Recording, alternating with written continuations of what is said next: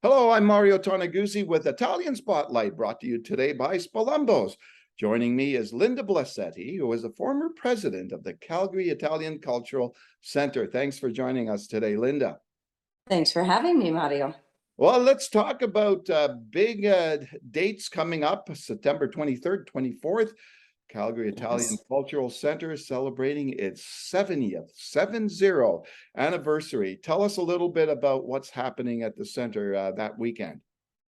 Well, it's going to be a little bit of a busy weekend. We have a banquet on Friday evening, which will host members, their families. We have a number of dignitaries who will be attending, past presidents and such. The consulate is going to be joining us from Vancouver.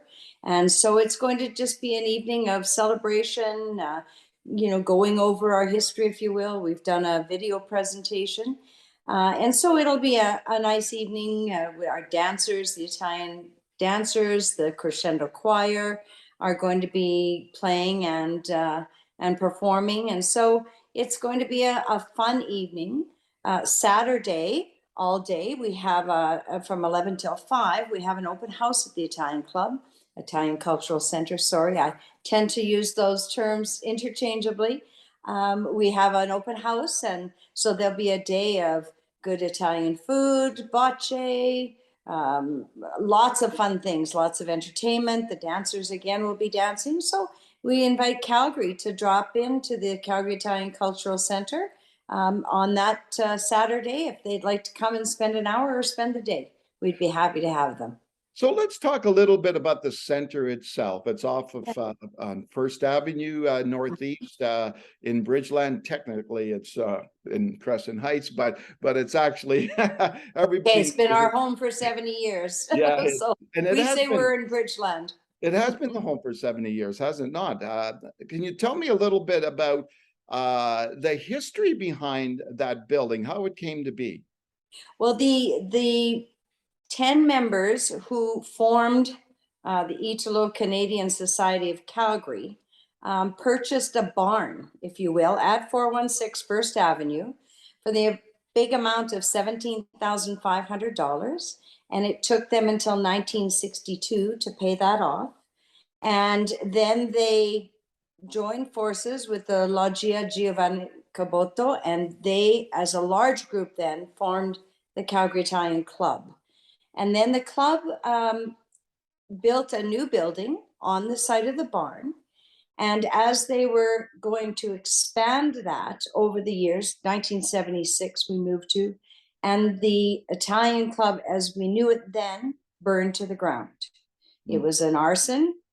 And with the community, if you will, not just the few members that existed, they actually had to raise the funds and build the new building, which is the building we have today, although it's been renovated and upgraded. But so the building since 1977, that opened a year and 4 days after the fire. So amazing work done by an army of volunteers. At the time, there was no insurance, so all the money to build that building had to be raised by the community, and it was, with the support, of course, of government grants. But, all the same, it took the army of volunteers who still run that club today and take care of business, if you will. Let's talk about taking care of business. First of all, little known fact outside of the Italian community is the fact that anybody can be a member, correct? That is correct. Our membership fee has not increased in, I don't think, 20 years. It's $84 a year, and everyone is welcome to join. Of course, with membership, you get, the use of the building for, say, family weddings or events. You can play bocce if you're a member of the club with the various leagues that are in place. You get a 10% discount at La Cantina, which is become a happening place and very, very popular. So 10% over time, if you eat there like we do once a week, it's a big saving. So really, membership is very, very inexpensive. And there's a number of offerings at the Italian Cultural Centre. The school is there. They occupy the whole third floor. So language acquisition for members who are not Italian is a well sought after opportunity. Mm-hmm. And there's other things that take place there, right? You've got the choir has practices there. You mentioned the Italian school, which is a beehive of activity on Saturday mornings. In the fall and obviously into the school year. What else does the center do? Like, I know that's hosts a lot of events, weddings. Can you talk a little bit about that? Sure. We are the premier location in Calgary outside of the hotel industry to host large weddings, special events. Over the 70 years, we've done a multitude of events that are charitable in nature. The Calgary Italian Cultural Centre over our 70 years has donated over $1 million to local charities and nonprofit organizations. We host a number of special events such as the Firefighters Ladies Night Out, which has raised substantial funds for the firefighters burn unit.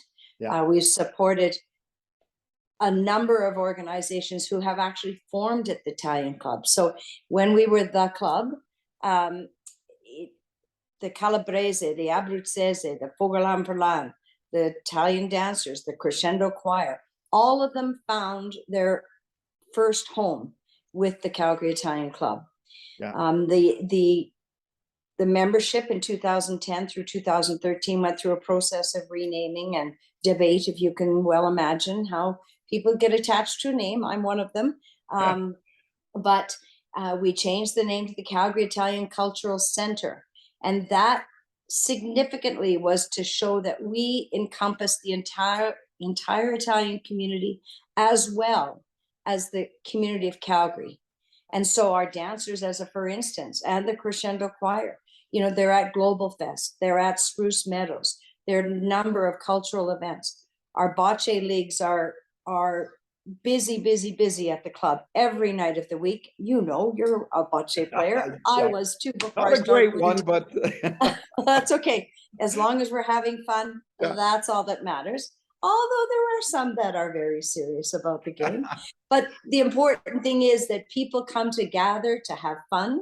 Lots of meeting space. We have 3 Rotary clubs that rent out a small room just off the cantina.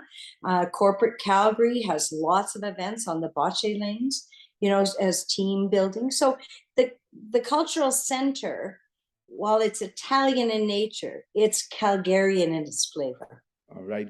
And let's not forget, although unfortunately this year we won't be doing it, but it's a hub of activity when the Italian soccer team plays in the World Cup. Absolutely. There. Absolutely. And this past year, I know my family was 3 generations. So my grandsons are there, and it's bringing the younger generation in. So we thank Italy for playing great soccer. But certainly the World Cup of 1982 was incredible when Italy won the World Cup. The Italian community went crazy, and we're all over our city. We hosted the 1988 Winter Olympics, Mario, and it was known as Casa d'Italia because it was commissioned by the Italian government to provide a space for their athletes. 3 nights, the members got to go and meet Tomba and others. And so it has been really an important part of the community at large. The Ferrari raffles, when there were no home lotteries, no car lotteries like there are many today, the Ferrari raffles were it in Calgary. And those funds went towards charity, nonprofit organizations, and assisted the club in a very tough financial time to pay off its debt. So we owe a lot of gratitude to the thousands of members who, as volunteers, have made the Calgary Italian Cultural Centre what it is today. Tell me about the significance of having an actual physical space for a community to celebrate all things related to that community. Mario, we are blessed. We have a jewel in our Calgary Italian Cultural Centre. It's in the heart of the city. We've not been pressured to move to the suburbs, although many of our young Italian families live in the suburbs. It's not the same as it was long ago, where it was the only place that the immigrants could go to find, you know, that camaraderie, the social aspect, you know, our house bands way back in the 50s. I mean, many of our families found romance, and families were built, if you will, as the club was built. But it's so important that we can go somewhere. And for us, when we go to La Cantina, it's like going home for dinner. It's just, I'm not cooking or doing the dishes, right? But the food, the wine, you know, all of the ambiance, even to go to the cantina on a night when everybody's playing bocce, you'll certainly run into 30 or 40 people, you know. And if you're coming in as a non-Italian guest, you're going to see what's really Italian going on, and have a glass of wine and probably meet someone new. Yeah, exactly. What about yourself and your family, Linda? How long have you folks and your family been at the club? We've been members since the 60s. My brother-in-law is just the recently retired president. Yeah. I served as president. I was the first woman and first non-Italian president of the Calgary Italian Club at the day, and I served from 1993 to 98. So I was there for 5 years as president. I'm still a very active volunteer. My children belong, and my grandchildren are members as young adults. Yeah. And so we see being a part of the Calgary Italian Cultural Centre and all that encompasses as an important part of who we are in our city and in our community. I'm British by descent, but I'm proud to call myself Italian. I have an Italian passport, and I must say, I give the Italian community full credit, because when I went into the political realm in 1986, thanks to someone called by the name of Sarah Lacentra, she had me on the Italian television. I couldn't speak Italian. She said, that's okay, the Italians understand English. And, you know, they accepted me as one of their own all those years back. And so, you know, our heart, my heart, and that of my family's is a part of the club. And what do you think is the future of the center as we go forward? It's a challenge, Mario. COVID, of course, changed everything for everyone.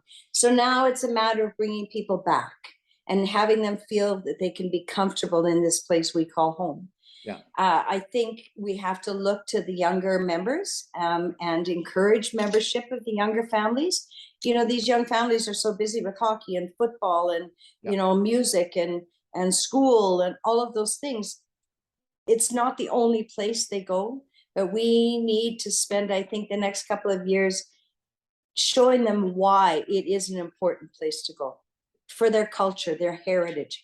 Their parents and grandparents were there frequently, and some of them still are. I mean, we have, you know, a member who's 96 years old. He's still out there playing bocce. God bless him. And, you know, for our dinner on the weekend, 4 generations of his family will be at the event. 3 generations of my family will be at the event. And so we need to encourage our young ones to join, to be a part of. Yeah. And because without a new cohort of volunteers, in time, as we all get older and tired, things will change. Mm-hmm. And we don't want that to be the case. We want change, but we want a positive change, a vibrant change. Yeah. That's our goal. So anybody wanting information on the 2 events, on September 23 is the banquet, September 24th is the public event. They can go to the website, Calgary. Absolutely. Calgary Italian Cultural Centre.com. And or they can call into the office at 403-264-4133. Talk to Rafaela, who is our manager, executive director. And if they want to purchase tickets, they can do that. If they just want more information, she can provide that for them as well. Super. Thanks, Linda, for joining us today. And I look forward to seeing you and your whole family. We're looking forward to. We're looking forward to seeing so many that we haven't been able to see over the past several years. And so it's going to be a fun weekend. And we invite all of your viewers to come and join us and have a glass of wine or a glass of pop if you're not a drinker. All the same, come and visit. All right, super. Thanks, Linda, for joining us today. You're most welcome. Thank you for sharing your time with me. All right, that was Linda Blasetti, former president of the Calgary Italian Cultural Centre. I'm Mario Toneguzzi with Italian Spotlight, brought to you by Spolumbos. Thanks for joining us today.